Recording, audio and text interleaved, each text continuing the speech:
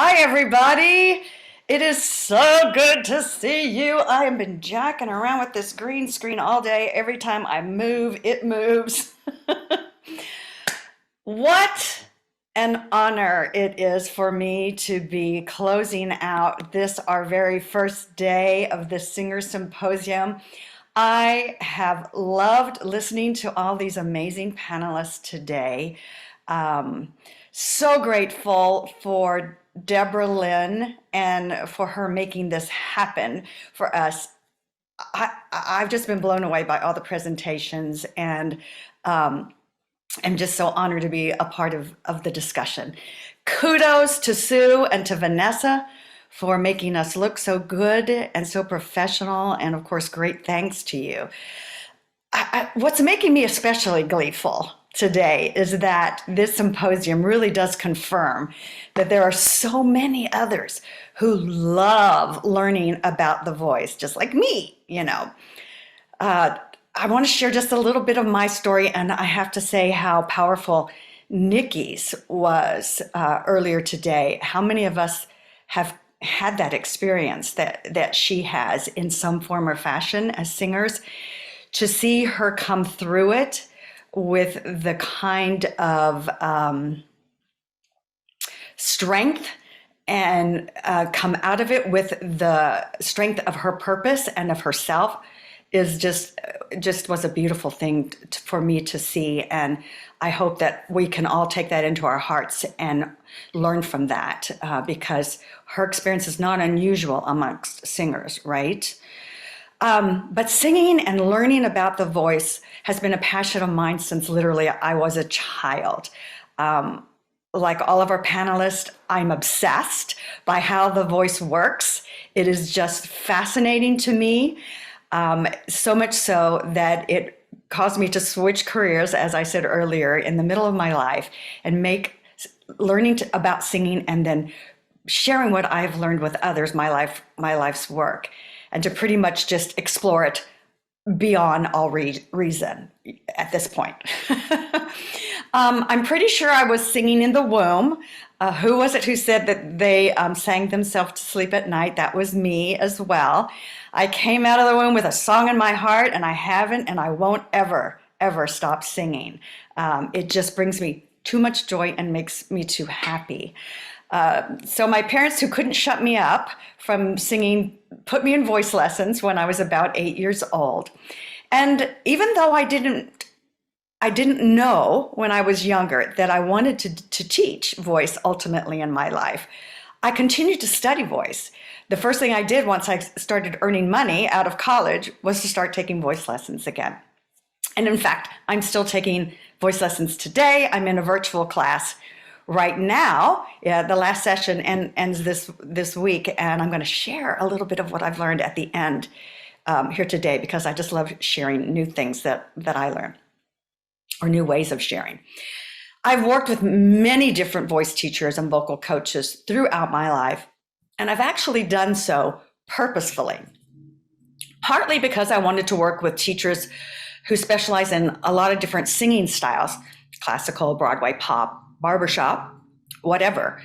But also because along the way, I learned that every teacher is going to bring something new to me. As you've seen today, no two are alike.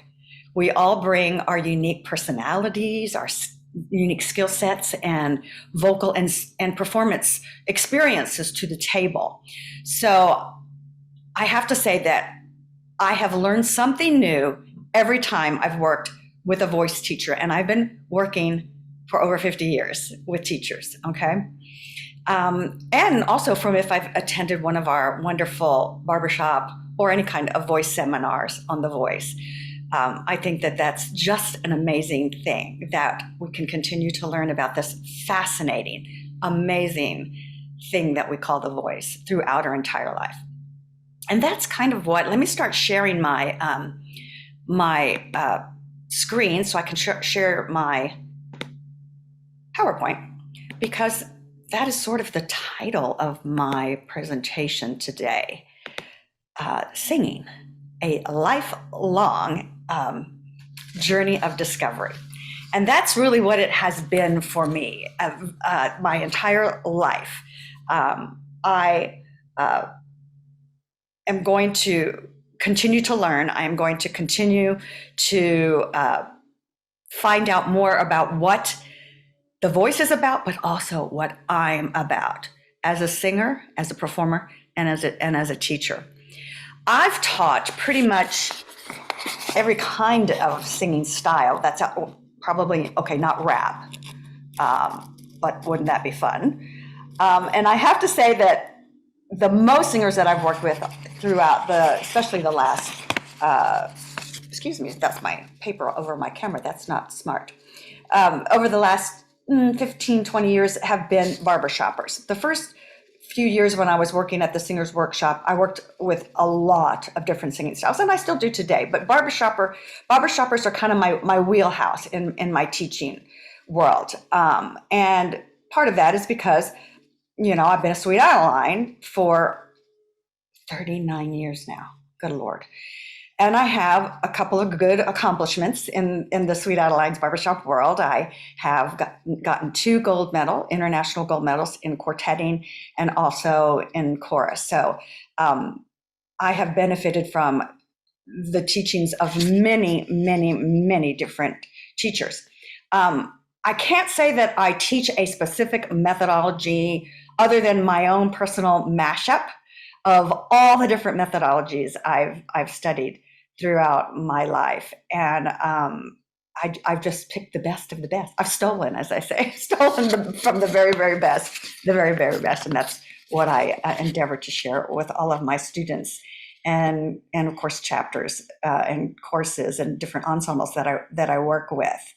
I did create my own kind of little methodology that I called Vocal Gold, strictly about vocal production years ago, and I've taught it to choruses all over the world. It has been a joy to share that, and a lot of that was developed from what I learned at the Singers Workshop in Houston.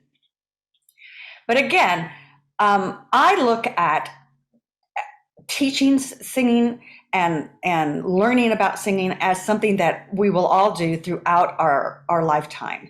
And as I don't know if my little box over here is making a gray box. Let me close this just in case it's covering up my slide here. My little face, I don't need to see myself.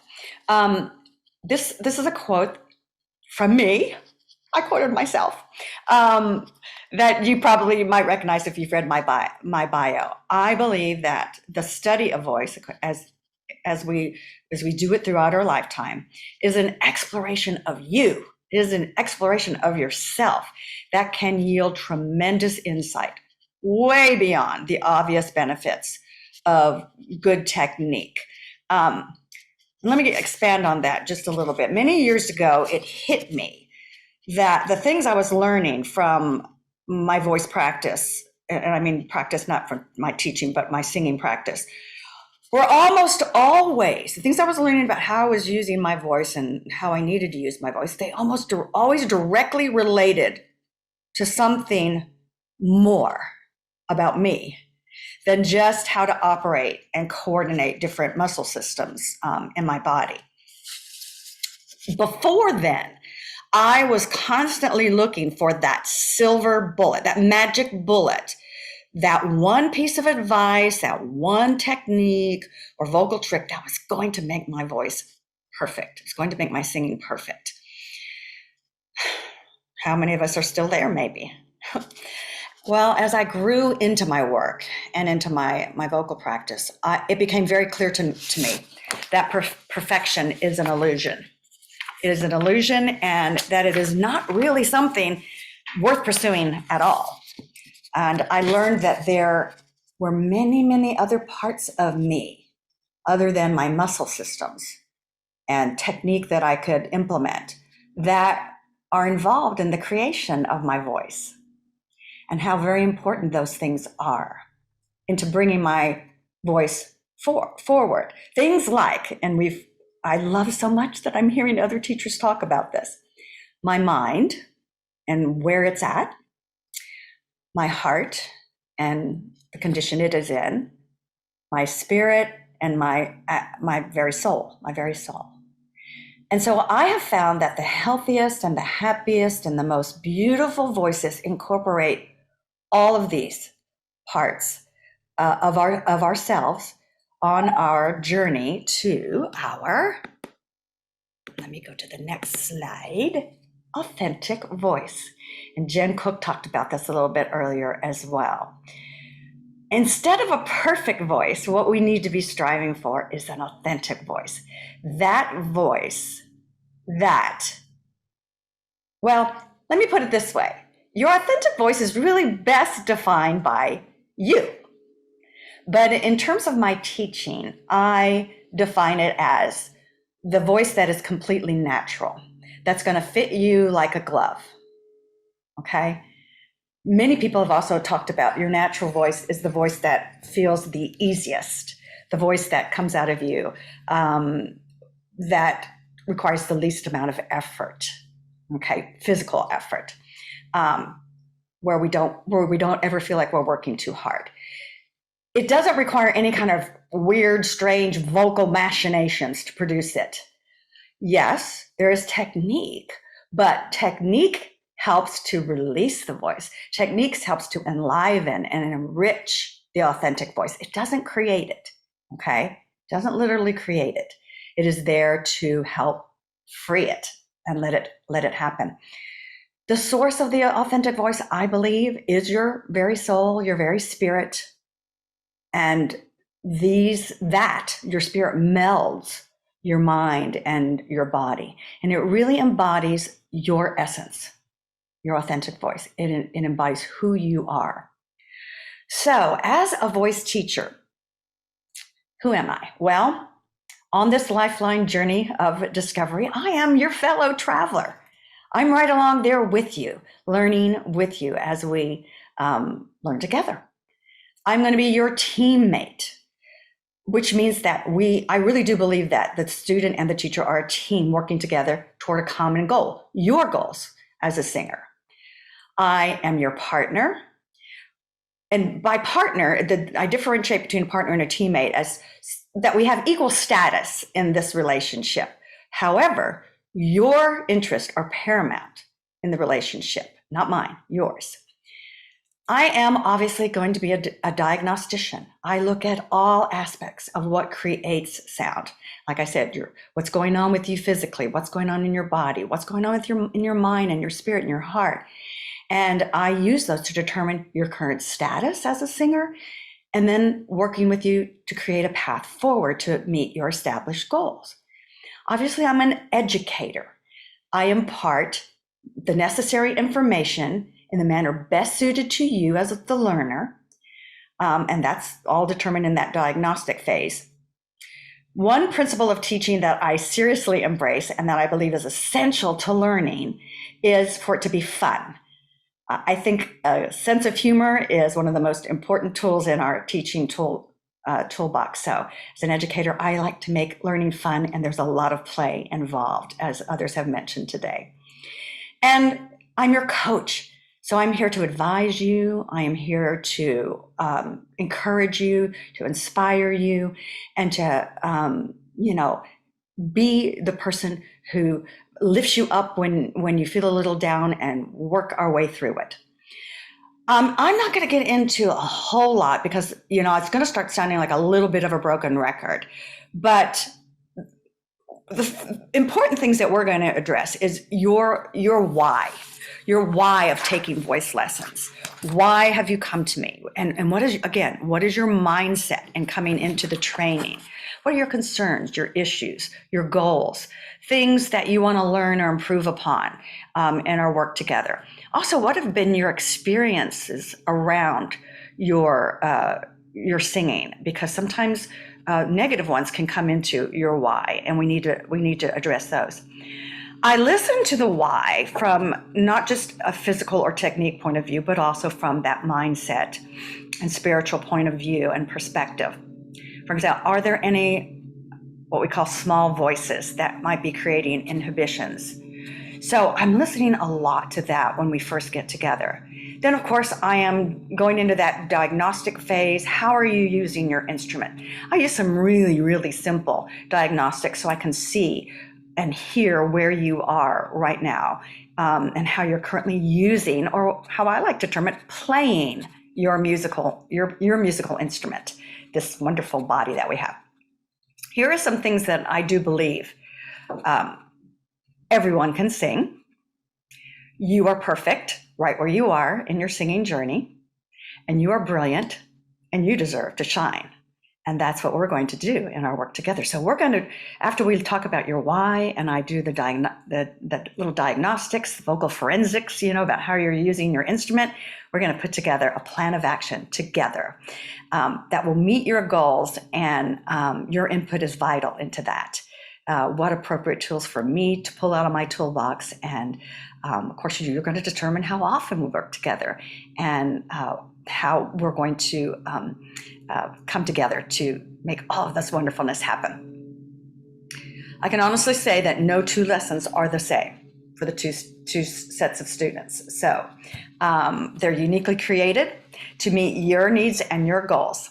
There's going to be a lot of singing, a lot of fun, and sometimes you may just want to talk. I've had lessons before where all I've done for a whole hour is talk to my teacher. And maybe that's what we need right there. So if that's what you need, that's what we're going to do.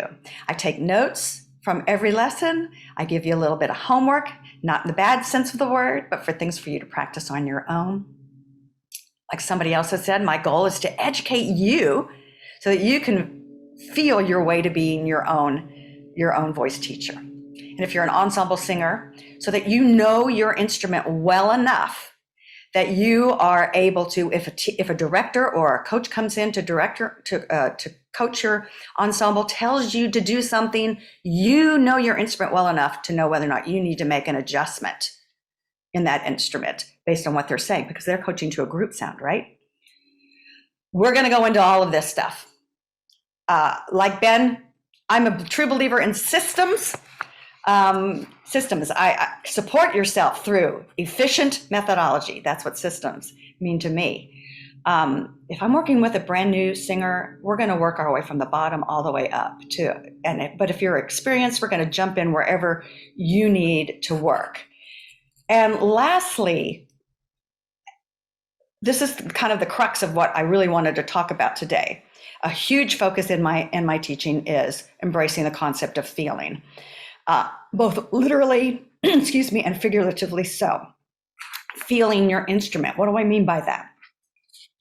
Understanding what optimal singing feels like inside of your body. The vibrations, the tingles, the expansion, the contraction, all the feels.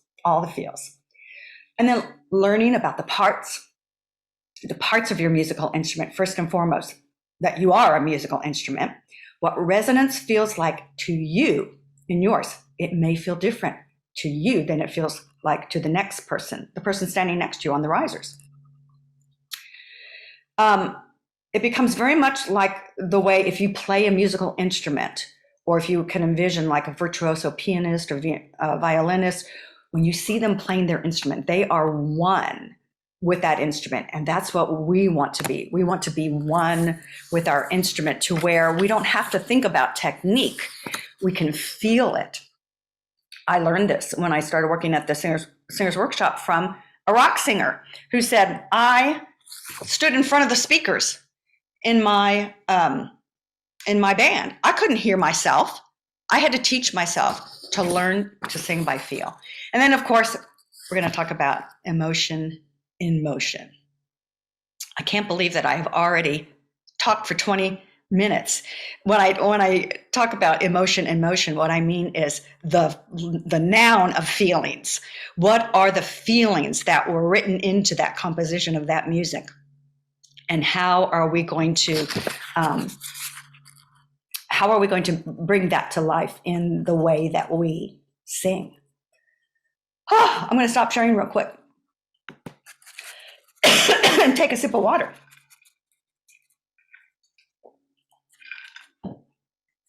I'm all choked up.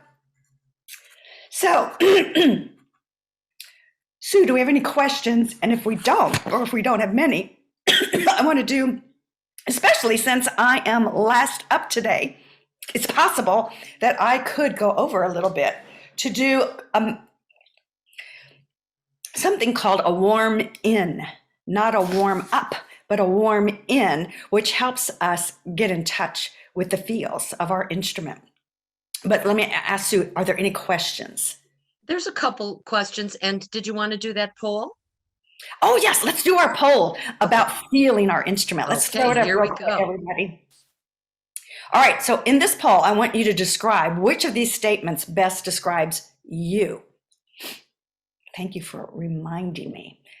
Are you a feelings-focused singer? Do you know that feeling your sound is important, but you default to listening? Do you have a vague idea of what sound feels like in your body? Or are feelings to be avoided at all cost?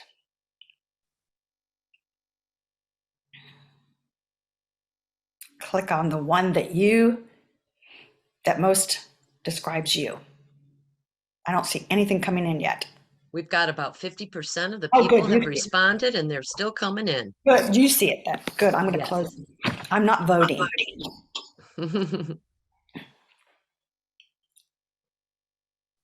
It's getting up there. 20 minutes goes by too fast. We'll just give it another few seconds.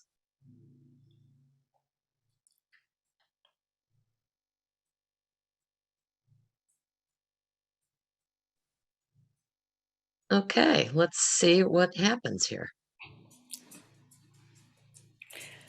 Oh, wow. Fantastic. Okay, 33% are feelings-focused singers. Yay. Hooray and hallelujah. 49%, and this is actually about what I expected, about half of us, no feeling our sound is important, but we default to listening. Well, a big part of that is because so many of us are barbershoppers, harmony singers, and we know that our ears play a big part in what we do. First of all, 18% of you think you have a vague idea. That's great. Nobody thinks that feelings are to be avoided at all costs. Yay. I'm not kidding you guys. When I first started singing, all feelings were to be avoided at all costs. It was all too scary. But that's fantastic. Yes, with singing in ensembles and somebody's talking about being an auditory learner, we do tend to default to listening a lot. And that's not to say that we shut our ears off completely when we're in ensembles. Absolutely, we do not. This is mostly about what you're doing when you yourself are singing. I've heard Kathleen Hansen say this in the past. All tuning kinds of issues can be fixed by good vocal production. If everybody in the ensemble is using good vocal production techniques, singing the same way, you're not going to have tuning issues, all right? Unless you've got perhaps like a balance thing happening. All right, so we don't need to listen as much as we think we need to listen in our harmony. What we need to do is feel what we're doing, go based on the feel, and then check in with what's going on ensembly and adjust our feelings of the creation of our sound to what's going on with us. Instead of thinking, oh, I need to sing higher on that third, what is that going to do? That's going to take you right out of the performance, right? And right into probably tension and something that's going to be, fixing. No. Feeling is you can fix feelings much faster than you can tune a chord in real time. So let's address some questions if we have some. Yes, we do. We have some questions. So it's almost impossible. This person says it's almost impossible to hear other voices when I have a mask on and being distanced, socially distanced. Sometimes I can only hear my own voice. Do you have any recommendation on how to make sure you're harmonizing? At this point in the game, I would not worry so much about that. So I'm assuming that this question is from somebody who is in a chorus, talking In a about chorus, yes. in chorus singing, because with the quartet, more than likely you're not going to be masking, because you're all going to be make sure that you're okay before you come to rehearse together. In this case, I would primarily be working on that good vocal production, the aspects that we've heard so much about today. You know, your breathing skills, the comfortable breath. Use this time when you really can't hear so much to go into the feels, working on the feeling of good singing. The person out front, the director, is going to deal with those things. See, again, this question is listening oriented as opposed to feeling oriented. And let the person out front deal with whether or not your section, or if a voice is sticking out, or whether or not there's unity coming. They'll handle that. You work on, what am I feeling? What is it that I should be feeling? What is my air and space? You know, I'm an old NASA employee. I still work in air and space. What am I doing with that? The comfortable breath.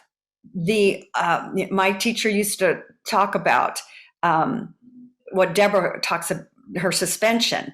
You know, what is that feeling? My teacher used the visual of a mama kitty pulling a baby kitty backwards, and that feeling of that expansion of this.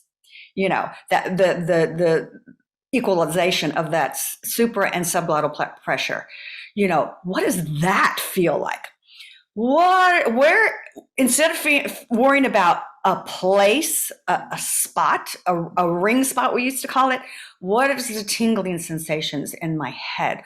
Where are they optimal to where I can hear inside that everything is feeling really 360 degrees sound inside my head and effortless? How am I using my breath? How's my capacity? How's my management? How's my support? Yes, in balance, Deborah, absolutely. Am I singing with balanced resonance? Am I getting the tingles in that, what I call home base, because I like to use a pitcher catcher analogy, a baseball analogy, my favorite sport. These are the things we should be worrying about when we're having to sing behind mask. Let the person out front deal with, the tuning stuff. And get in touch while we're having to do this. Use it as an opportunity to get in touch with the feels. Thank you. Can you briefly tell us about the warm in? Yes. So the warm in. If people want to stay, can we stay beyond the two? Yes, we can do a few minutes over. Sure, Patty. If you want to stay, we'll do it together, because it's a really fun. It's not a warm up. It's a warm in, and quite honestly, it's to help you relax into your instrument, to connect you, body, mind, and spirit and heart, to the feelings of sound. And it's very simple. I'm going to play a little bit. I'm going to start it right now. Let me just start the music right now, and then I'll talk. So there'll be a little bit of music in the background. Let me close my presentation, get that out of the way. And we'll just do this together. So again, it is not about, it will get your voice ready to sing. It'll get your whole body, and in fact, your whole being ready to sing. That's what's so great about it. It's all about coming home to the sounds of you inside of your body. So let me start this, if I can find it. Of course, Chrome shut down. Give me a second to open it back up. I'm just going to use some piano music in the background to help us get out of ourselves, get out of our heads, about all of this, and get into our bodies. And I got to get rid of the ad first, how that goes. 5, 4, 3, 2, 1. All right, so let's start with a little bit of piano music. Let's start from the beginning. Let me share my sound. Oh, it's so good to be last. I can run over. Okay, you're hearing very good. So what I want you to do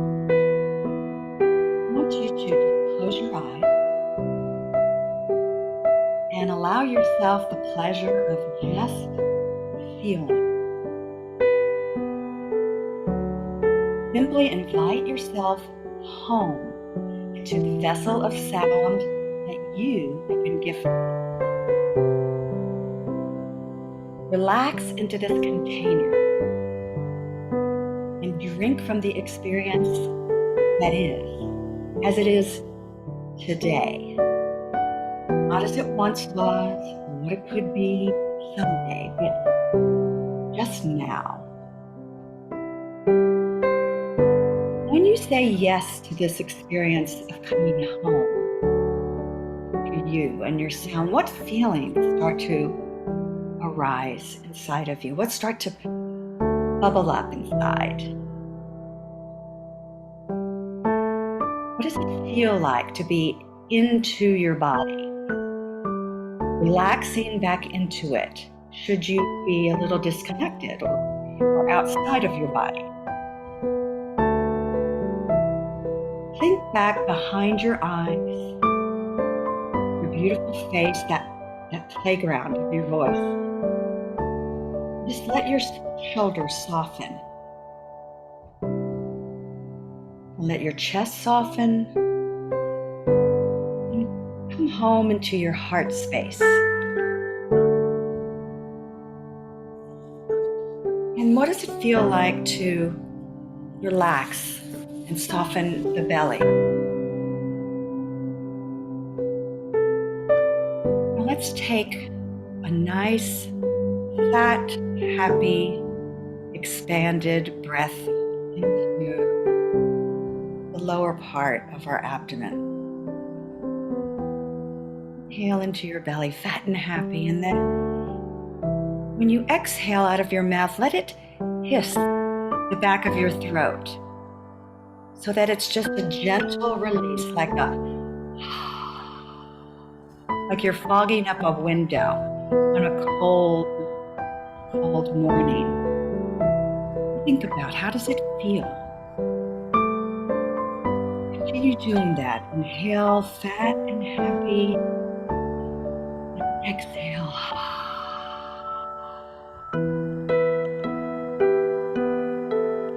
Show me what that feels like. What feelings does it evoke in you? Is it sadness, maybe? Joy? Relief? Whatever it is, lean into those feelings, whatever they are. Notice how you are the one lucky experiencer of this. You're the recipient, the only one who can feel what this feels like to you.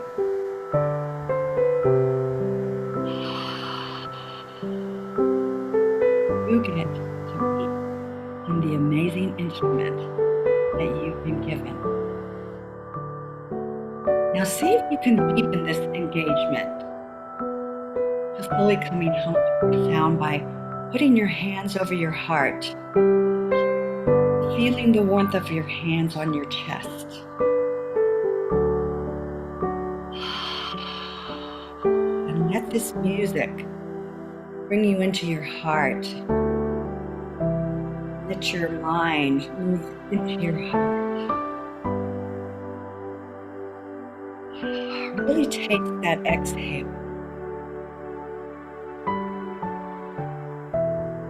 Feeling on that exhale, that the belly button moves back as you release all of that air into what I like to call the cocoon of your creativity. The energy of our sound emanates. Now let's let that energy move up into our throat. And with your hand over your heart, let's taste our sound on a very gentle like you're tasting your favorite home-cooked meal.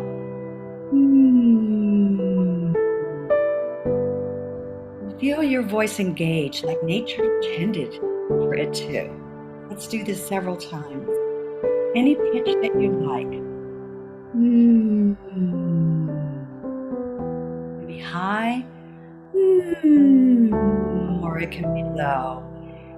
And feel the vibrations in your lips and your teeth, your face, the tip of your nose, wherever you feel it. Wherever it feels good, enjoy it.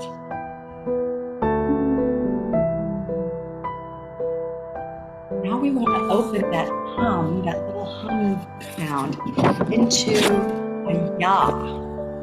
The ya sound is the sound of the heart. Any sound, any pitch that you like. Ya. They start off as a sigh. Ah. Then it can move into note.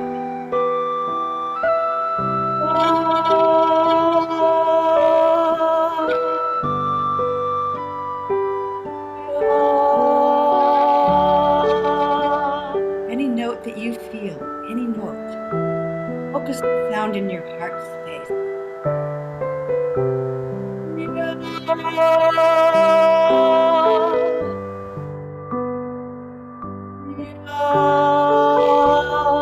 And notice that these feelings are evoked. What feelings are evoked when you make the heart-centered ya sound?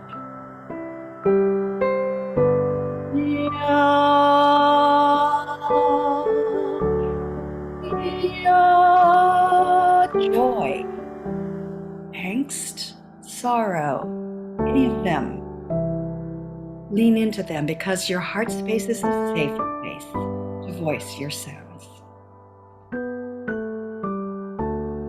From the ya, let's just move right back into the hum.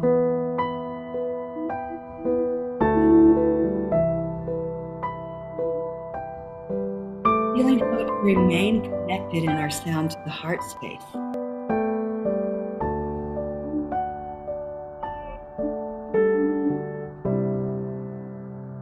Being present to what these sounds inside feel like. There's nothing to fix, nothing to shift. It's beautiful.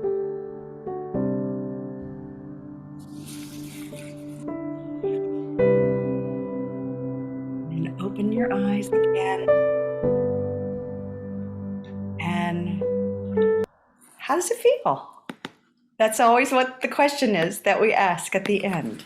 How does it feel? I hope you enjoyed that, and I hope you will allow your voice to just ride on the wings of those feelings.